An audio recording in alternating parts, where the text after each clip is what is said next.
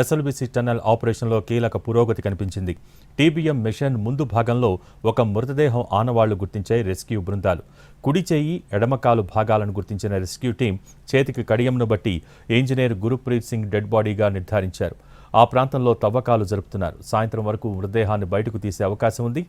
8 మంది మృతదేహాల కోసం గత 16 రోజులుగా సహాయక చర్యలు కొనసాగుతున్నాయి.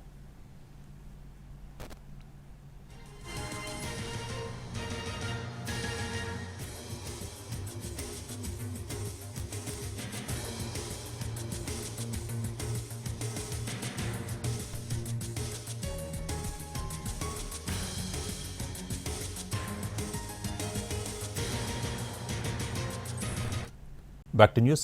ఎస్ఎల్బీసీ టన్నెల్ ఆపరేషన్లో కీలక పురోగతి కనిపించింది. టీబీఎం మిషన్ ముందు భాగంలో ఒక మృతదేహం ఆనవాళ్లు గుర్తించాయి రెస్క్యూ బృందాలు. కుడి చేయి, ఎడమకాలు భాగాలను గుర్తించిన రెస్క్యూ టీం చేతికి కడియంను బట్టి ఇంజనీర్ గురుప్రీత్ సింగ్ డెడ్ బాడీగా నిర్ధారించారు. ఆ ప్రాంతంలో తవ్వకాలు జరుపుతున్నారు. సాయంత్రం వరకు మృతదేహాన్ని బయటకు తీసే అవకాశం ఉంది. 8 మంది మృతదేహాల కోసం గత 16 రోజులుగా సహాయక చర్యలు కొనసాగుతున్నాయి.